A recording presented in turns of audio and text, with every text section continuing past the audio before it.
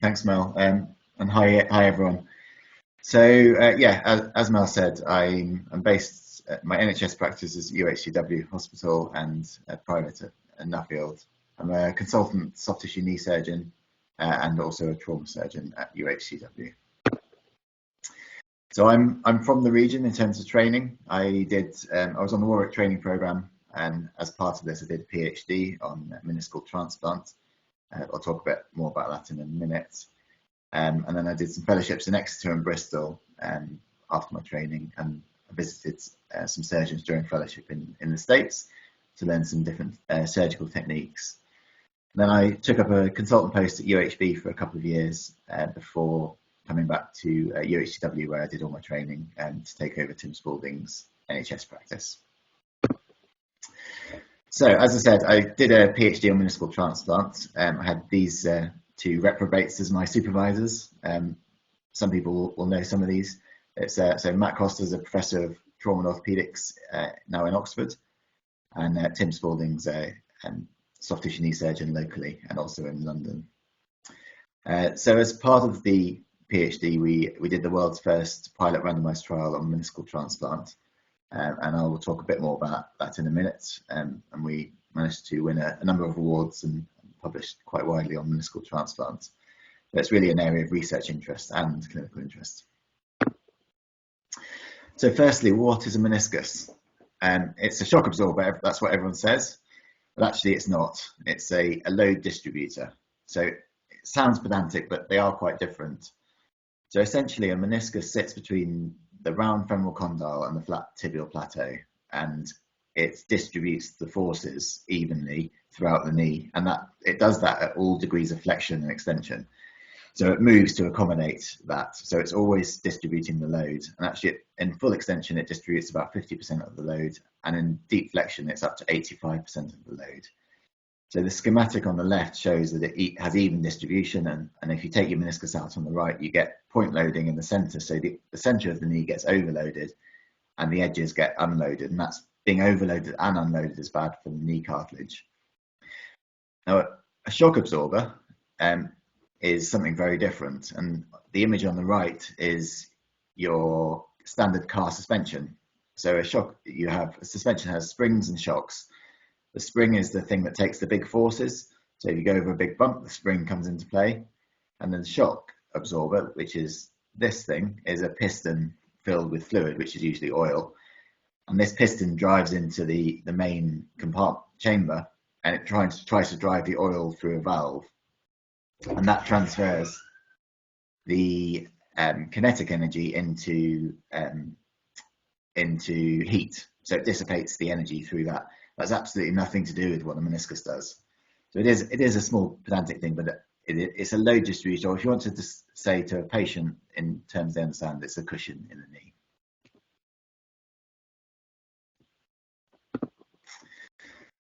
So other roles of the meniscus.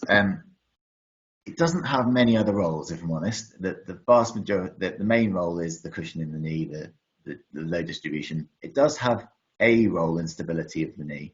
And it's a secondary role because in an ACL intact knee, it doesn't really do very much, but it's in your ACL deficient knees where it comes more into play.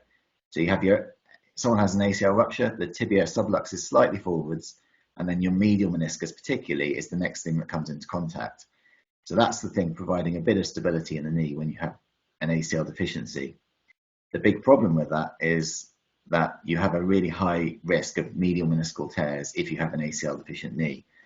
And the image on the right is a fairly classic image that we see with a lot of our NHS patients that have been on the waiting list for an ACL reconstruction for a year or more. They didn't have a medial meniscal injury at the time of their trauma, but we find a medial meniscal bucket handle tear when we go in. And that's because they've been having this recurrent instability, and their next restraint, the medial meniscus, has torn when that happens.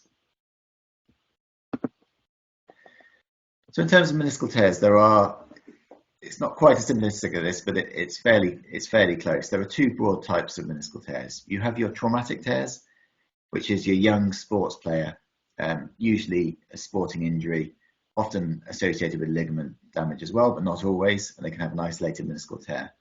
and they have a normal knee and a normal meniscus. And if they get a tear and a subsequent meniscectomy, then they are at risk of arthritis. Now, your degenerative meniscal tear is probably the one we see more often. That's your middle-aged patient that has a minor trauma, or sometimes they have no trauma that they can really recall. And they're the patients with degenerate menisci. Sometimes they have degenerate knees as well. And the link between arthritis is less clear. Sometimes they have arthritis that's caused the tear. Sometimes they have tear, which is the initiation of arthritis. And the reason that's important is because the treatment is very different. There's lots and lots of evidence, which I won't bore people with, about the risk of arthritis following meniscal injuries and meniscectomies. But this population level study was done in Scandinavia, and it shows that, and it's looking at patients on a population level after they've had either a partial meniscectomy or meniscal repair, and they compare that to the background population. And what it shows is over 15-20 years, if you've had a partial meniscectomy, you're much more likely to present with arthritis than if you've had a meniscal repair. Not quite to the level of normal, but it's certainly a significantly reduced risk if you've had a meniscal repair. So that's one of the reasons why it's particularly important to repair meniscus if it's repairable. And we're really talking the traumatic tears here. Now, meniscal repair has become much easier in the last 5 years. We've got loads of new devices that come onto the market, so we can repair tears that were previously not really repairable. Classically, your radial tear, it was very difficult to repair. Now with new devices, it's much easier to do that. So meniscal transplant, it's a procedure that is done in not many places in the UK, although it is increasing slightly. And it's really indicated in patients that are young with a meniscal deficiency. So they've had a previous meniscectomy and they've got pain. And pain is the primary indication for doing meniscal transplant. And we talk of it as like an overload pain. We talked about you get the point loading with a meniscectomy, and they complain of this kind of pain that it's not too bad when they don't do anything, but as soon as they start to do activities, they get pain and often get swelling associated with it. So that's your classic indication for meniscal transplant. Where it's not really indicated is for your patient that is young and they've had their meniscectomy, but they've got no symptoms. They're just worried about the risk of arthritis in the future. And the reason that's not really indicated for those people is we don't have enough evidence that it prevents arthritis. We think that it might, and it should, but we don't have the proof that it does. So therefore, we don't do it in those patients. We already talked about if you have an ACL deficiency and you have instability in the knee, you're more likely to damage your meniscus. So putting a transplant in that is potentially more vulnerable is not a sensible idea. So you can do meniscal transplant in patients with ligament instability, but you need to address the instability at the time of surgery, so an ACL reconstruction. And if they've got malalignment issues, you need to correct that with an osteotomy. It's not indicated in patients with arthritis. The results are much worse. Sometimes you have this really difficult situation when you've got your 25-year-old with significant arthritis in the knee. You really don't have much else. They're not suitable for a knee replacement, but the knee is pretty shot. And occasionally we have done meniscal transplants in those patients because they don't really have anything else and they're really struggling. But the results are much worse. And then if a patient comes in wanting to go back to pivoting sports, something like football, then they're really quite high risk of damaging their meniscal transplant. So we try and really find a patient that is not in that kind of category. And if they're thinking about getting back to pivoting sports, they're probably not at the level of significant symptoms to require a transplant. So as part of the research we did, we looked at the meniscus, and we looked at it from a clinical point of view, but we also wanted to make sure that if a meniscal transplant is going to work the way we think it does, it needs to look and act like a normal meniscus. So we got a load of patients that had MRI scans a year after their meniscal transplant, and we mapped out their meniscal transplants using facial recognition type software. And this is what we found. So these are real pictures of patients that we mapped out. The image on the left is a patient with a pre-meniscal transplant. You can see they often have a bit of meniscus at the front edge and usually nothing at the back edge. The coverage pre-meniscal transplant was 30% of the lateral plateau. After we transplanted it a year later, they have coverage of 45%, which is very similar to your native lateral meniscus of 46%. The thickness was very similar, so it looks very similar to a native meniscus, although they do extrude quite a lot more. We see that on routine MRI scans, and no one's really been able to resolve that. And in terms of the trial that we did, the randomized trial, it was meniscal transplant versus physiotherapy, and we followed them up for a year. And actually, both patient groups improved. So the meniscal transplant patient group improved on average 26 points on their KOOS score, which is a patient-reported outcome measure. So a quarter is up to 100, and they had a significant improvement. The physiotherapy group did actually also improve, but just not by as much. And then we looked at whether it does prevent arthritis, and there really is very low level evidence just out there. There's not much else, so we can't say much on whether it prevents arthritis other than looking at some animal studies, which suggests that it might, but it's low level evidence. And then the survival graph on the right is our data from Coventry, and the 3 lines represent how much arthritis they've got. So the blue line is your perfect patient, your ideal patient that's got the pain but a good knee otherwise, and their survival is 85% to 10 years. The green line is when they have one area of full thickness, so either the femoral condyle or tibial plateau has got bare bone, and their survival significantly drops. But if you have bare bone on both sides, your survival drops to 60% at 5 years, so it's significantly worse. And then what the future looks like for meniscal transplant. So we've just been awarded a 1.3 million HTA grants, and we are just about to start recruiting for a worldwide meniscal transplant trial called Meteor 2. That's going to be recruiting from Canada, Australia, Europe and the UK, with Coventry being the lead centre. And we've developed a technique in the last few months where we've got a better fixation of the meniscal transplant. So hopefully we'll see fewer complications as well. The meniscal root tears. As I said before with the meniscus, you've got your acute tears, traumatic tears, and then you've got your degenerate tears. The same is true for a root tear, but both have bad consequences for the knee. So these images are of your classic degenerate type root tear. That your classic patient comes in, they're usually in their 40s or 50s, and they say either they felt their knee go, they were bending down, they felt something go. Sometimes it's not any significant history of trauma at all, but they just got pain, medial sided pain. Usually it's going down the stairs, they hate squatting, they hate bending down. And then these are your classic MRI images. So the image on the left, the first thing you see is the meniscus on the medial side is sitting outside of the knee, so it's extruded. And the meniscus can only really extrude if it's torn or you've got bad arthritis. So it's sitting in a bad place, and you know it's not functional if it's extruded.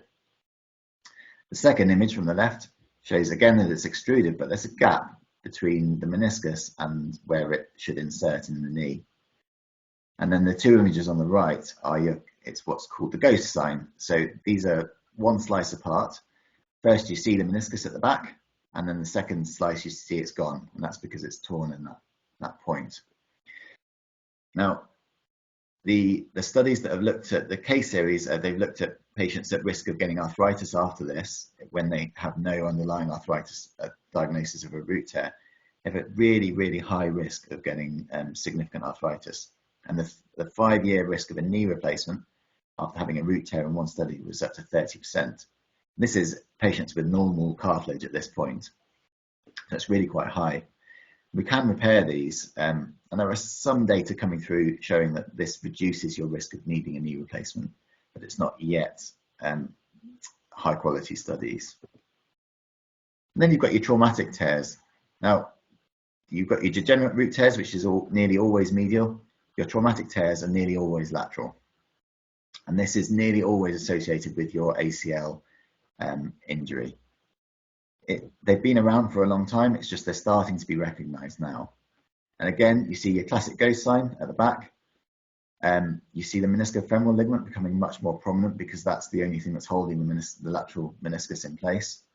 And then at arthroscopy, you see, this is the classic finding, you see the image on the left could look normal if you don't look carefully enough. But actually, if you look behind, there's a gap, and if you lift it up, you see the meniscus is completely detached from its root. And then the second arthroscopy picture shows how we repair it. We drill a bone tunnel through to that area.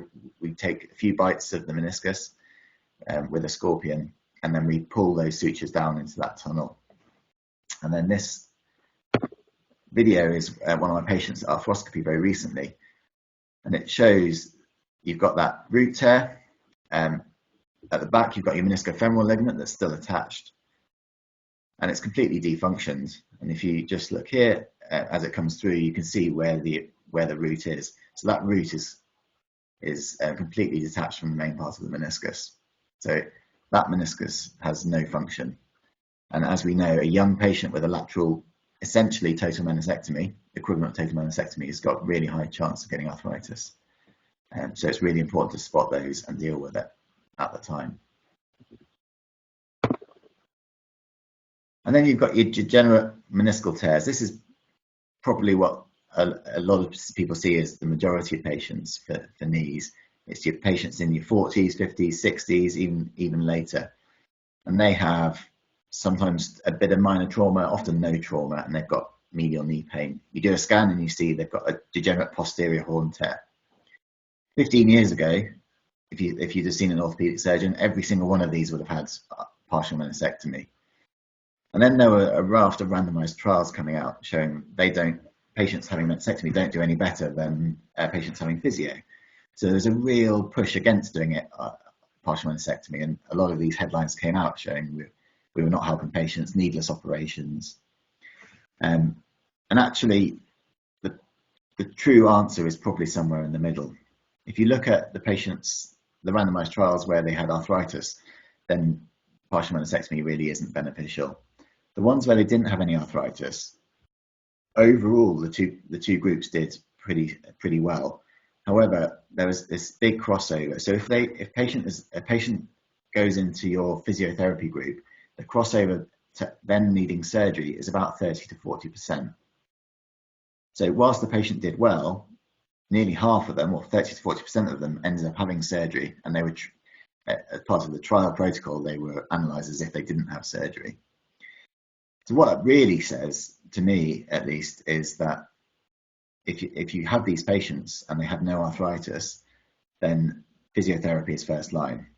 You will have a subgroup of patients, approximately a third of them, that don't get that benefit, and they're the patients you need to think about whether they would benefit from surgery. And our governing body, well, one of our bodies, BASC, have come up with a meniscal tear guideline, which actually broadly is pretty good. And it really categorises the different types of meniscal tear. So at the top, you've got your locked knee. So they're the patients requiring urgent surgery. That's not controversial. Then you've got your patients with an acute injury and what they call a meniscal target lesion. So they're patients with root tears, with buccal tears, and with displaced meniscal tears. So they also recommend arthroscopic surgery. Then you've got your patients with a meniscal target, so the same meniscal pathology, and they've got signs and symptoms, but they may not have had an acute injury.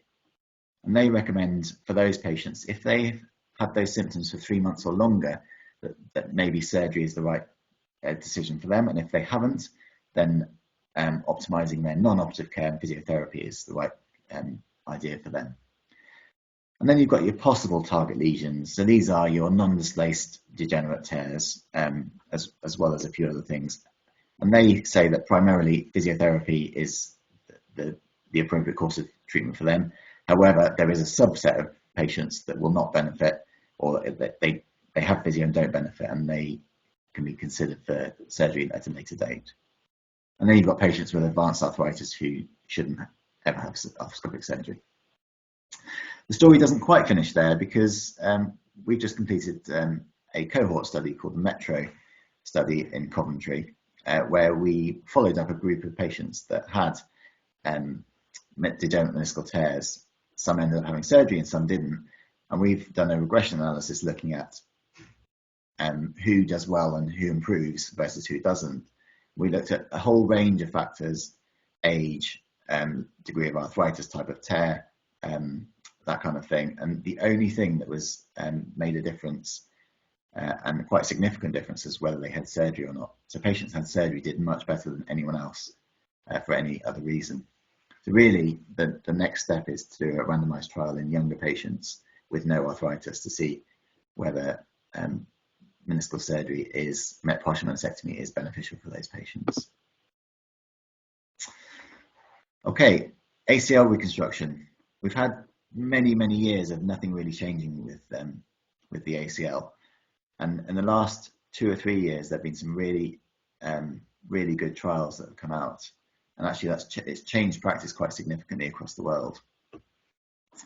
Firstly, you've got the ACL SNAP trial, which was run out of Oxford, and they published their results very recently. It's published in the Lancet. And they were looking at patients in the UK and patients that have had an ACL tear in a non-acute setting. So these are patients, well, they changed the protocol partway through the trial, but patients after the acute phase, so usually 3 months after their injury, sometimes a couple of years after their injury, but not in that acute phase where they just had their ACL rupture. And they looked primarily at patient-reported outcome measures, but also satisfaction scores. And they found a significant improvement in patient-reported outcome measures with ACL reconstruction versus physiotherapy alone. And it's sort of what we would expect. We'd hope at least that ACL reconstruction leads to improved outcomes. That's the reason we do it. But this is the first trial on a big level with a randomized trial to show that it actually does significantly improve patients' outcomes. Their satisfaction scores were much higher if you'd had ACL reconstruction. And then in the group that were randomized to physiotherapy, 41% of those patients ended up going over to the surgical arm and ended up having surgery as well. In terms of complications, there were 3 ACL re-ruptures in the surgical group, and then in the physiotherapy group there were 3 meniscal tears. Relatively low complication rates from both groups, really. And they found that it was both effective and also cost effective. So it really gives us some good randomized evidence that patients with an ACL rupture that want to get back to activities are likely to improve with ACL reconstruction.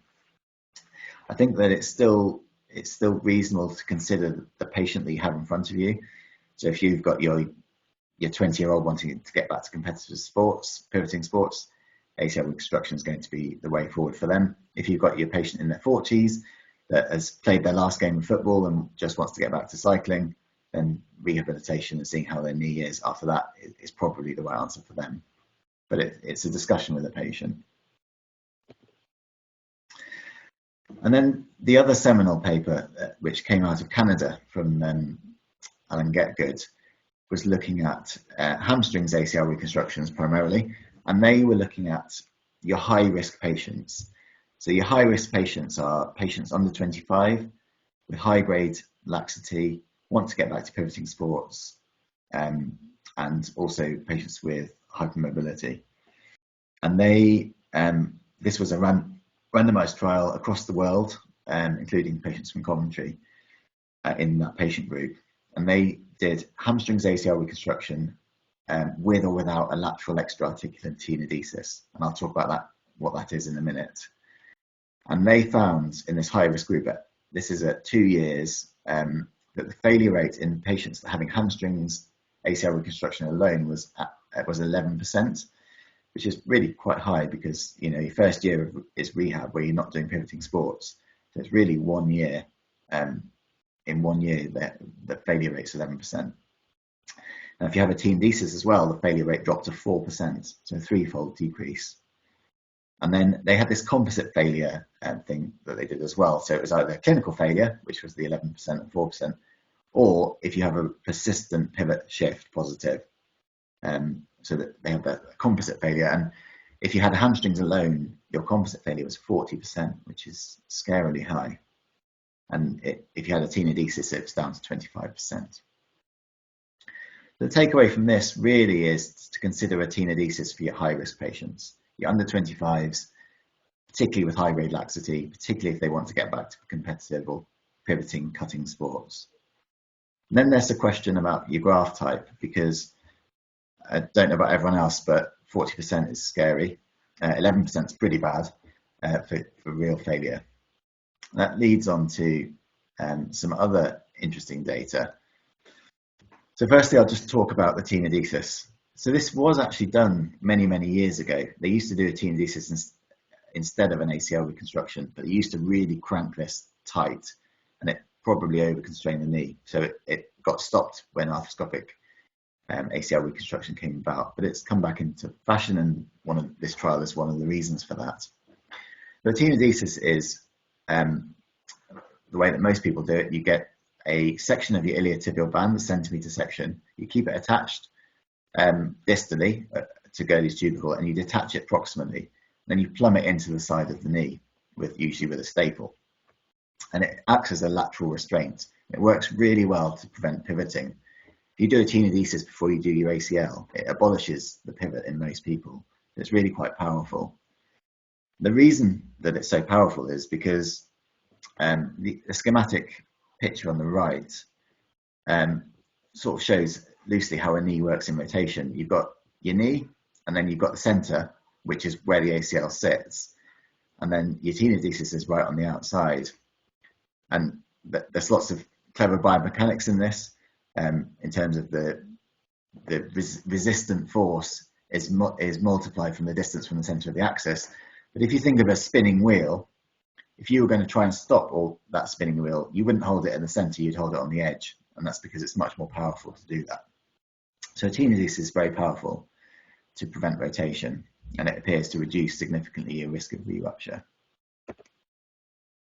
Then just going back to graft type, this is two patients. So the website address at the top is probably your most important thing that you can take from this.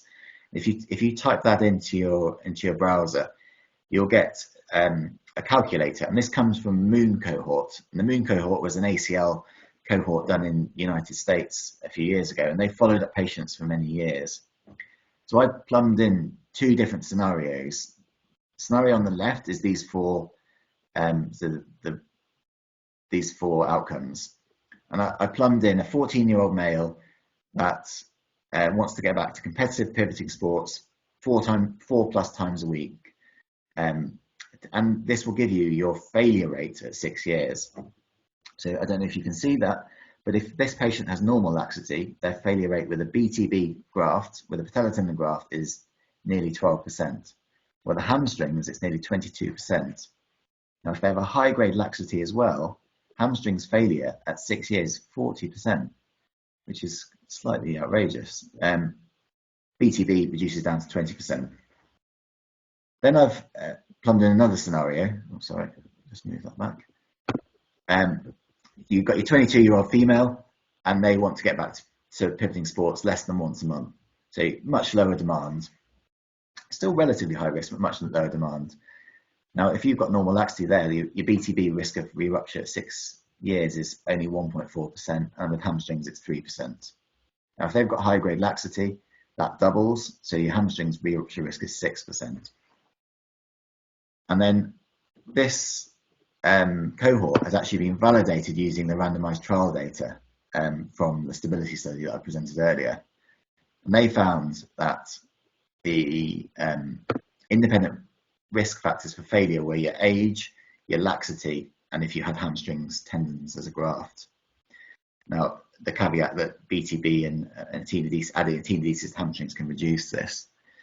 But you have to question whether a hamstrings is the right graft type if you've got a young patient that wants to get back to pivoting sports with high-grade laxity. Because I'm not sure, if you ask the patient whether they would be happy with a 40% risk of re-rupture at 6 years, they'd say yes. That really leads on to a discussion with a patient, depending on their risk factors, as to what graft is appropriate for them. So a patient in their 30s and 40s, someone without high-grade laxity, then hamstrings is probably a sensible idea because the donor site mobility is a bit less. But the BTB is probably more appropriate for your younger, higher risk patients. But the most important thing really is to have that discussion with the patient. And there is another graft type, and this is creating a fair amount of excitement, but we need a bit more data on it. But it does potentially have the option to be the best of both worlds. So it's the quadriceps tendon. It has a potential biomechanical advantage because it's actually closest to the native ACL in terms of how much it stretches and its strength. It has pretty low donor site mobility, so patients don't complain of that much pain following a quadriceps tendon graft. And stability scores and recent registry data shows really low risk of revision. So it's potentially a really good graft type for reducing your donor site mobility compared to your BTB and improving the re-rupture risk compared to your hamstrings. And this, so the quadriceps tendon now is into a multi-center randomized trial compared to the BTB, and that's the same group that did the original trial, and so Stability 2 trial, and Coventry are the only site recruiting to that in the UK, and we just had our go-ahead to start recruiting into that as of today. So we'll be randomizing patients that are eligible into quad tendon versus BTB. I've done a fair few quad tendons in the past few months as to make sure that we've done plenty to be able to be part of the trial. And it's relatively easy to take the quad tendon. It does seem to give you quite a good feel of the ACL when you see them back. But as I say, we'll wait on the results of that. Allografts. I've done a fair bit of work with allografts through the meniscal transplant world. But there is something else that is quite interesting with allografts, and that's your osteochondral allografts. There's a whole range of different cartilage treatments that have been out there for many years, and things like microfracture have really fallen off a cliff in terms of the results not being very good. But one thing that has got really good results is an osteochondral allograft. So this picture on the right is me visiting JRF Ortho, which are the leading distributor of osteochondral allografts worldwide. And the guy on the left is Brian Cole. He's one of the leading USA allograft implanters. So this is what they look like. This is an implanted osteochondral allograft. You get either a plug or you get a full hemicondyle, and you core out of the patient's a section where they've got a full thickness problem. It's often for patients with an osteochondral defect, but it can be for other post-traumatic cartilage defect. And then you plug it in. You don't need any fixation. It's got a strong fix just by the way it's implanted. And then we looked at the results of this, and actually the cost effectiveness is really good. It's close to the level of knee replacement in terms of it being cost effective. This is really because there aren't many other good options. If you've got a patient with an osteochondral defect in their 20s, there really isn't much else that you can do other than potentially bone grafting it and putting a matrix over it. The survival rate's pretty good, although not perfect. But for your patient with an isolated cartilage or bony and cartilage defect, then an osteochondral allograft is a really potentially good option for them.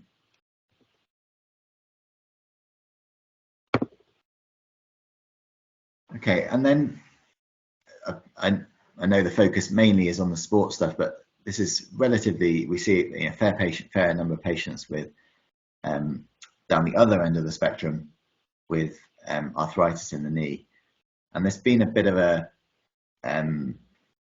potentially slow take-up of partial knee replacements. That's possibly because the revision rates for partial knee replacements are much higher than for total knee replacements, and there have been concerns about whether actually that's whether it's a sensible thing to be implanting a partial knee replacement if you're going to be needing to be revising it 10 years later. So again, this is from the guys in Oxford. They did a randomized trial comparing partial to total knee replacement, and this was published relatively recently as well. So they had over 500 patients in this randomized trial, and they found then actually a partial knee replacement was slightly more effective, although fairly similar to a total knee replacement, significantly cheaper. And a total knee replacement has a lot more complications than a partial. There are some complications that are unique to total. So stiffness happened exclusively in the total knee group. There were no reports of any stiffness in the partial knee group. But conversely, there is a small risk of dislocation of the bearing for the mobile bearing partial knee replacements. The number of revisions at 5 years is actually similar in this randomized trial. So it does lead the question as to whether the higher revision rate has been because surgeons have not been choosing the right patients for them. And then below is a busy part of the graph, but this is looking at satisfaction scores. So question here is, are you satisfied with your knee at 5 years? Is the knee better or worse? And are you glad you've had it done? And the satisfaction scores are better in all groups for patients that have had a partial compared to a total. So it is potentially, for that patient that's suitable with the isolated medial compartment arthritis, partial knee replacement is potentially a very good option for them. But you do need to talk about the risk of revision. And then this is the patient-reported outcome measures, actually pretty similar for a partial. So you can't really tell a patient having a partial is going to give you better patient-reported outcome measures, although it's marginal. You can definitely say that you'll have a better range of motion, that you're back to activities a bit quicker, and your risk of major complications is lower. And then for completeness, the revision rate in the National Joint Registry at 10 years for a total knee replacement is about 2.5–3%, depending on your implant. For the most used implant for the partial, which is the cementless Oxford partial knee replacement, it's about 6%. So based on the NJR data, at least, there's a double the risk of revision at 10 years. Still relatively low, but there is an increased risk of revision, and I think it's important patients know that. So in terms of indications for a partial, it's isolated compartment arthritis in the knee. That's nearly always isolated medial compartment, although you can do a lateral partial knee replacement. It's relatively rare. You need to have relatively preserved rest of the knee. It actually doesn't matter about the medial facet of the patella because the way you offload the knee, but the rest of the knee has to be good. Your ACL has to be intact. They can have varus, but that needs to be correctable, and they can't have a big fixed flexion deformity. I thought I'd leave you with this slide. I've been trying for many, many years to fight against this trope that orthopedic surgeons are just glorified carpenters. But as of this year, I had a tree in our garden felled, and then ended up making a greenhouse out of it using all my orthopedic skills. So I think actually it probably is actually right. Thank you. Any questions at all? We don't have any questions in the chat function. So if anybody does have any questions and you would like to pop them in, please do. Or Sue, you've got your hand up. Do you want to take yourself off mute and ask your question?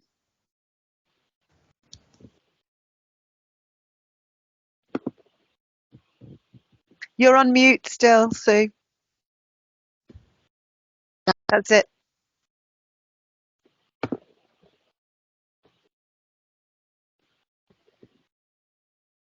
You're still on mute.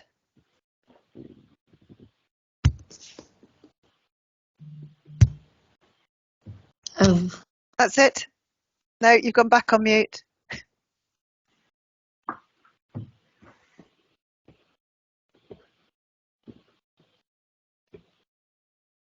Sue, I'm really sorry, you are on mute. Do you want to type it in? Okay. You go to someone else. No, go on. Don't touch anything else. You're fine. Okay. Go. I just wondered if they were younger, fitter patients that had a better outcome with the partial. So for the trial, it was randomized. So that's why the randomized trial is so powerful, because they balance for all of those other factors. So the data from that point of view is really powerful, because they are they were randomized, so they shouldn't be an imbalance between the type of patient. What probably is interesting is the patients that aren't randomized, the patients that we do day to day, they are probably a different patient group. And sometimes they are younger and fitter. Sometimes it's actually the wrong way around. And I've heard surgeons say this so many times over the years. They say, "Oh, I don't think they're suitable for a total knee, but I'll give them a partial because it doesn't seem as bad." And that's definitely the wrong attitude. They are, if they've got advanced arthritis, they're suitable for a knee replacement. Then they're suitable for a partial or total. It's not those patients that you think are slightly mad, or they don't have the right symptoms, or their arthritis isn't bad enough, but their symptoms are severe. They're not suitable for either a partial or total. And that possibly those patients are the ones that end up having revisions because they had the wrong indications in the first place. Thank you. Thanks. The other thing that's interesting as well is that patients that, and now 20% of patients having a joint replacement aren't happy. And that's true for partials and totals. Yeah. But your threshold to revise a partial is much lower.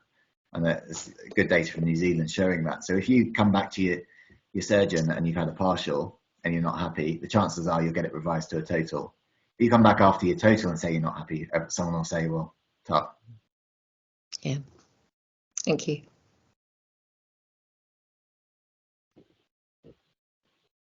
Any further questions? Oh, Alison, you've got your hand up.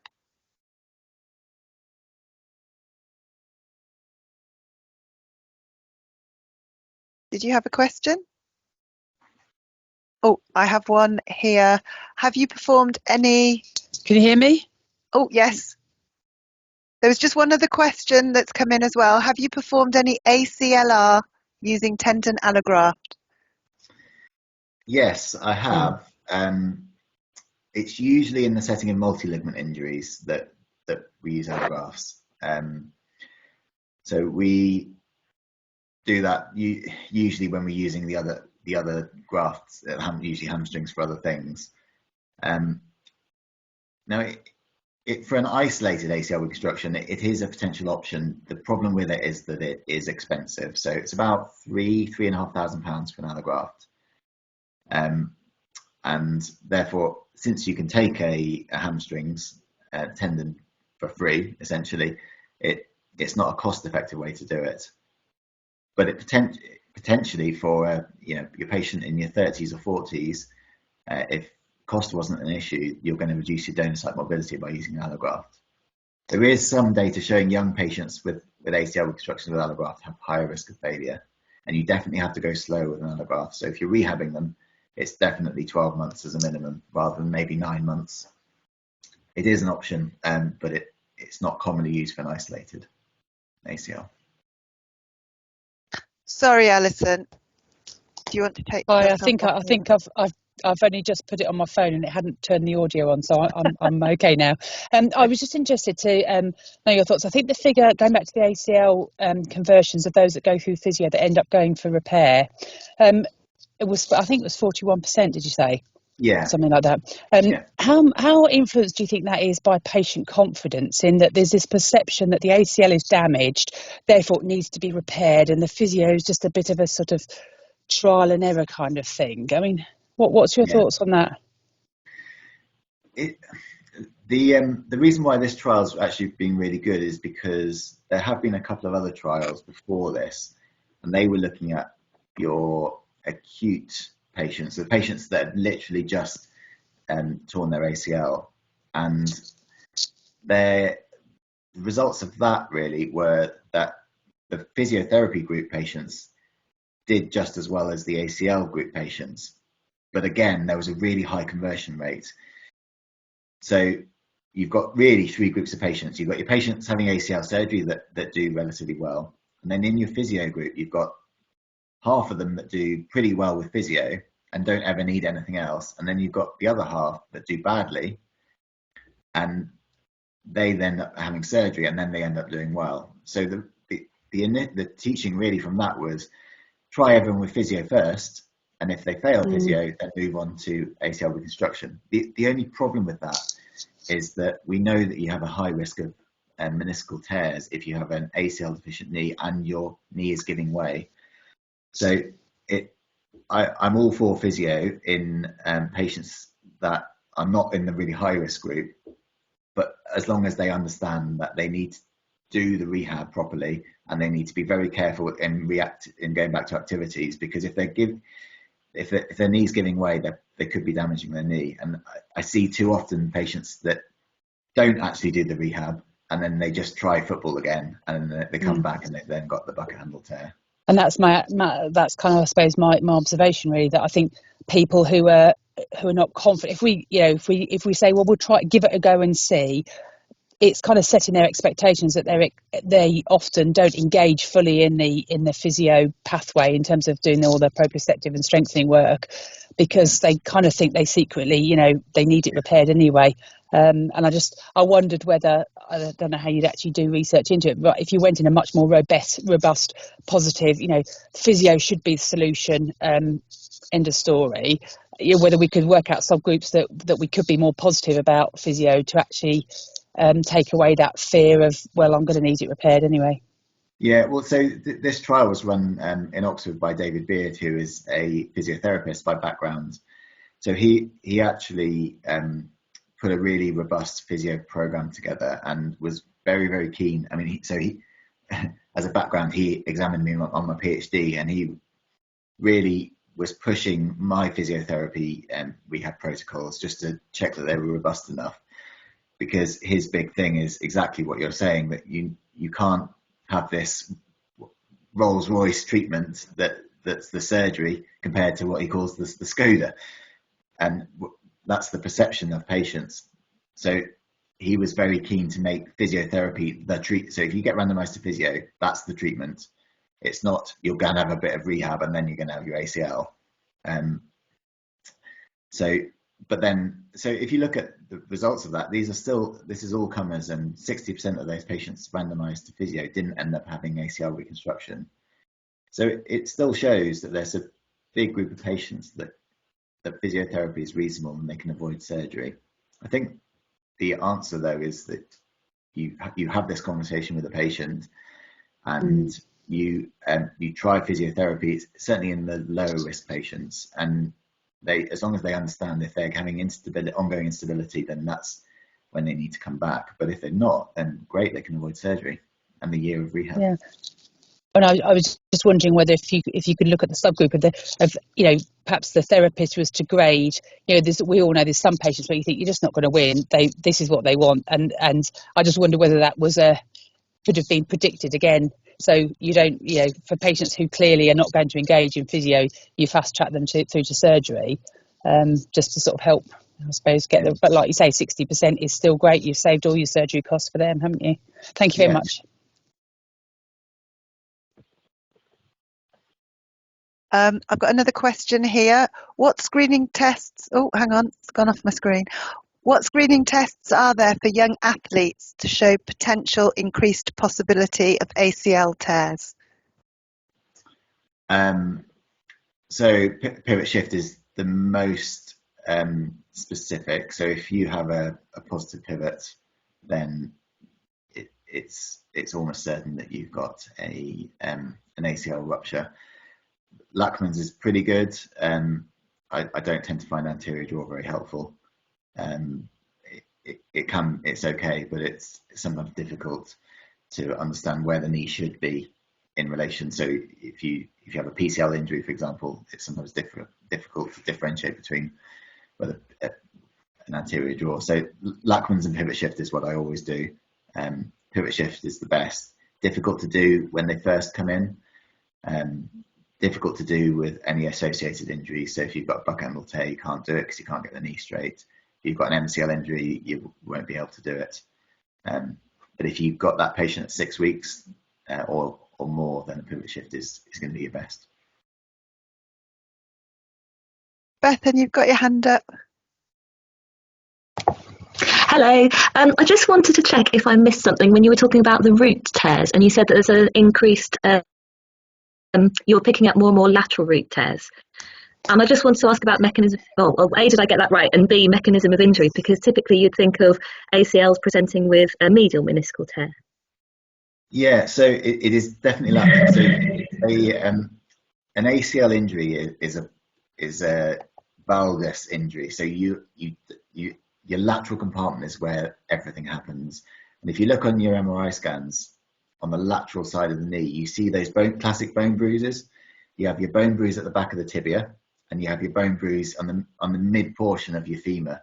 And the reason is because your tibia has gone forwards and has bashed into the middle part of the femur, and that's all on the lateral side. You never see that bone bruising on the medial side.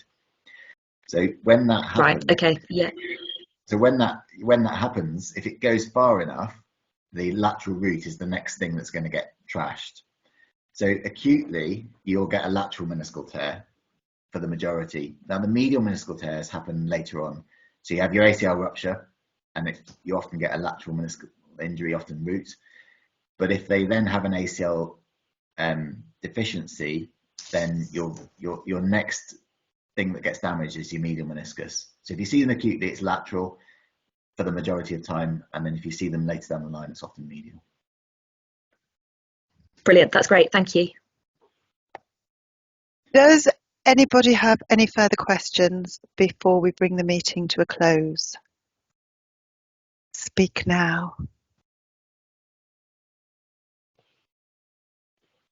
If you don't, and you still have time to type it in or put your hand up, I would just like to say thank you, Mr. Smith, for the lecture. Getting a clap there as well.